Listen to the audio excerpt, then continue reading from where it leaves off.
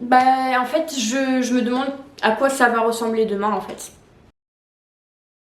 J'ai voulu aborder ce sujet parce que là j'en suis à un état vraiment de ras-le-bol personnel, mais vraiment pour nous tous en fait, pour nous tous les étudiants. Il y a quelques mois, j'avais déjà fait une vidéo sur ce que c'était d'être étudiant en confinement et vraiment mon ressenti. Mais c'est vraiment pas facile de mettre des mots et d'expliquer vraiment comment tu te sens à l'intérieur, comment tu vis la situation. Et c'est, je pense, très difficile de l'imaginer quand on la vit pas en fait. Donc je vais essayer de ne pas répéter ce que j'avais dit dans cette vidéo-là et vraiment me concentrer sur l'actualité finalement et sur ce qui se passe en ce moment et pourquoi on n'en entend pas plus parler en fait. Là, le hashtag étudiant fantôme a été créé il y a quelques semaines. Il a été énormément relayé sur les réseaux sociaux. Il est arrivé en top tweet sur Twitter. Et malgré ça, toujours rien. On n'en entend pas parler dans les grands médias, dans les journaux télévisés, etc. Alors, je suis vraiment pas une grande gueule ou quoi, mais vraiment là, j'en ai marre. Je suis fatiguée, mais vraiment fatiguée moralement et physiquement. Je suis fatiguée de voir tant d'ignorance face à tant de détresse. Donc le hashtag étudiant fantôme a été créé il y a quelques semaines par les étudiants de droit de L1 de Montpellier pour tout simplement inviter tous les étudiants de France à partager leur expérience, leur situation, comment ils vivent cette situation-là, dans quel contexte ils la vivent, comment ils se sentent et qu'est-ce qui a changé pour eux entre avant et maintenant, quelles répercussions ont à la fois les restrictions sanitaires du Covid et celles imposées par le gouvernement. Et pour tout simplement pouvoir faire du bruit autour de cette situation qui pour certains est vraiment dramatique. Mais vraiment, j'utilise pas ce mot à la légère, il y en a certains pour qui vraiment cette situation est dramatique. Donc ce hashtag est arrivé en top tweet sur Twitter comme je l'ai dit en introduction, donc si tu restes un peu sur les réseaux sociaux, t'as dû en entendre parler, mais on l'a pas vu à la télé, dans les grands médias, et donc ça veut dire que le gouvernement fait toujours la sourde oreille face à cette situation et nous donne des excuses qui sont vraiment de plus en plus difficiles à entendre en fait. Donc la question c'est pourquoi on en arrive là finalement?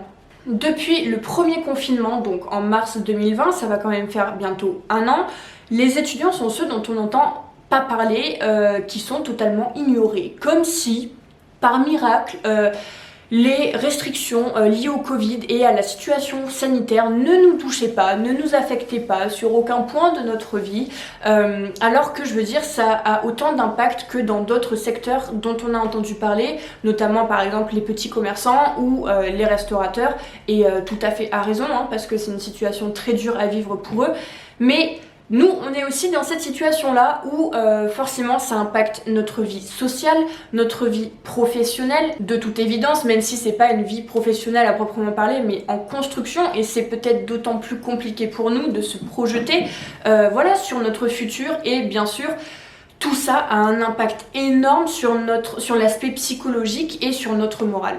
Donc il y a eu beaucoup de témoignages partagés, notamment sur la page Instagram étudiant fantôme qui a été créée en même temps que ce hashtag. Il y a eu des lettres ouvertes au président, il y a eu beaucoup de demandes des universités et rien. Plus grave encore, pour moi je trouve ça alarmant et scandaleux, on a atteint un niveau de tentative de suicide chez les étudiants qui est alarmant, qui est vraiment alarmant, et je me dis mais comment un tel phénomène d'une telle ampleur qui touche tous les étudiants de France, qui sont donc une bonne partie de la population et des citoyens français, comment on peut les ignorer tout simplement? Comment?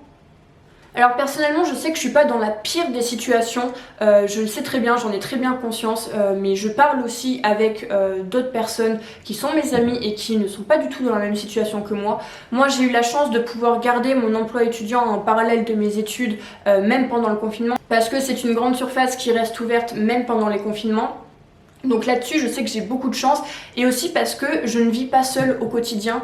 Certes, je suis séparée de ma famille, je suis loin de ma famille et de mes amis, donc je sais qu'il y en a pour qui ça n'a rien à voir comme situation et que j'ai quand même de la chance Personnellement, j'alterne entre des périodes où je me dis Pauline, ça sert à rien de râler, c'est pas ça qui va faire changer la situation, prends soin de toi, essaie de te protéger de toute cette négativité extérieure, parce que bah voilà, ça fera tout simplement pas réouvrir les facs, ça fera pas changer la situation générale, donc je relativise à certains moments, et il y a d'autres moments comme maintenant où vraiment je suis en down total, qu'en fait je me sens mais totalement délaissée, et je ne comprends pas comment on peut être aussi faire autant la sourde oreille que ça, quoi. Et c'est vraiment des moments où je suis épuisée psychologiquement et physiquement, parce que c'est pas que psychologique, c'est que c'est une fatigue qui est autant physique que morale en fait, et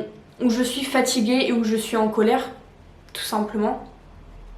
On est à un âge où on est censé voilà, se lancer dans la vie, rêver de ce qu'on fera plus tard, mettre en place des choses pour justement notre avenir.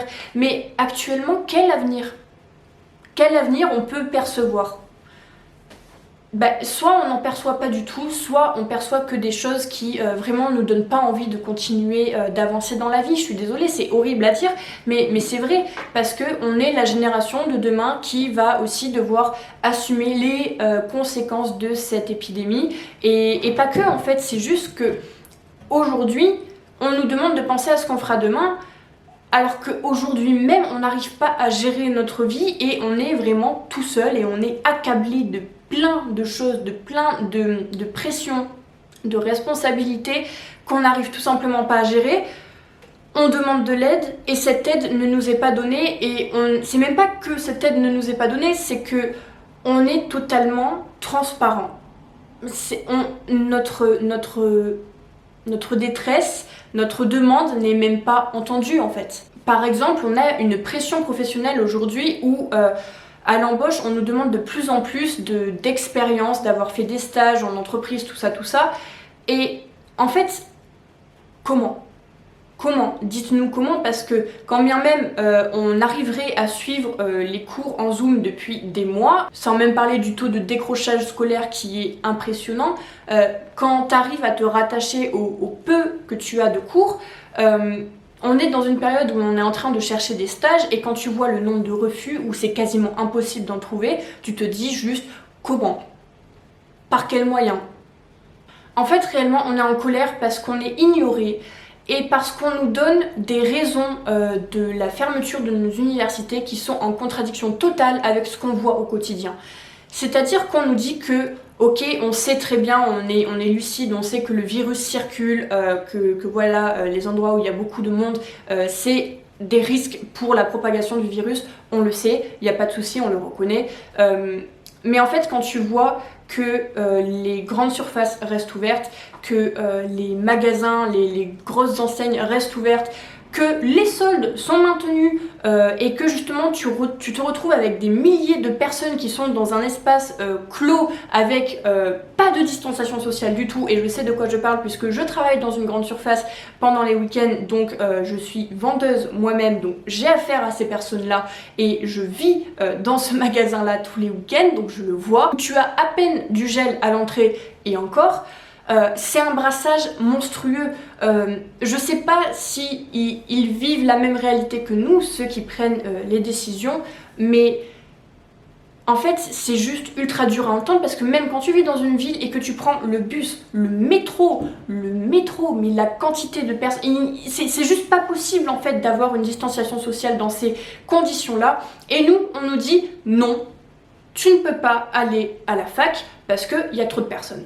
Alors qu'on sait très bien qu'il y a des choses qui pourraient être mises en place, même si c'est pas optimal, il y a des choses qui peuvent être mises en place, et ce sont des lieux où réellement on peut respecter la distanciation sociale en classe, une chaise sur 2, voire une chaise sur 3.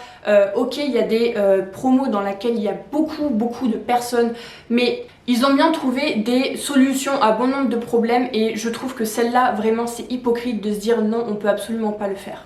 Donc c'est pour ça qu'en fait c'est dur. C'est très dur à entendre et à accepter, et c'est pour ça qu'on ne l'accepte pas, d'entendre ces fausses excuses quand on voit qu'au quotidien il y a un brassage énorme et que ça retombe sur nous, et qu'en fait c'est impossible d'avoir des solutions pour nous alors qu'on demande juste d'aller à l'école. Alors oui, depuis une semaine, on nous a annoncé qu'on pourrait retourner à la fac un jour par semaine. On est rentré du coup en septembre à la fac. Déjà là, à cette époque, la question de comment aller s'organiser les cours s'était posée. On a été confinés en octobre, donc ça fait presque 5 mois qu'on est en 100% distanciel. Et là, on nous demande de revenir un jour à la fac. Sachant que, comme je l'ai dit, du coup, il y a beaucoup d'étudiants qui ont perdu leur job étudiant et qui, du coup, n'ont pas forcément le soutien financier de leurs parents, on n'est pas tous dans la même situation financière, et donc qui ont dû rendre leur logement et qui sont repartis soit chez leurs parents, soit chez des proches qui n'habitent pas forcément dans la ville dans laquelle ces étudiants étudient. En fait, c'est pas qu'on conteste tout ce qui nous est proposé, c'est juste que là, en fait, ça fait 5 mois que des décisions pourraient être prises et le moment où les étudiants se disent bah, ça sert à rien que je reste parce que de toute façon je vais être en 100% distanciel pendant encore de nombreux mois, on leur dit bah, tu vas revenir un jour à la fac. Je sais pas, ça me semble un peu surréaliste quand même comme proposition.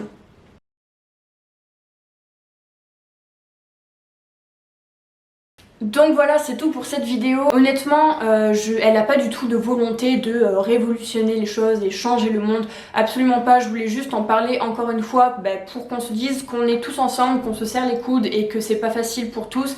Et j'espère que la situation pourra changer. Après voilà, c'est pas facile d'en parler. On a du mal à en parler aussi, que ce soit à nos proches ou à nos amis ou quoi. C'est pas forcément facile de mettre des mots sur ce qu'on vit parce que nous-mêmes on le comprend pas forcément. Donc voilà, sachez que il y a de plus en plus justement de groupes de soutien. Allez faire un tour aussi sur la page Instagram justement des étudiants fantômes. Vous pourrez peut-être vous sentir moins seul en lisant les partages d'expériences qui ont été faits. On essaie de faire comme on peut et puis voilà, on croise les doigts pour sortir de cette période compliquée, indemne et tous ensemble. Prenez grand soin de vous et puis moi je vous dis à bientôt dans une prochaine vidéo.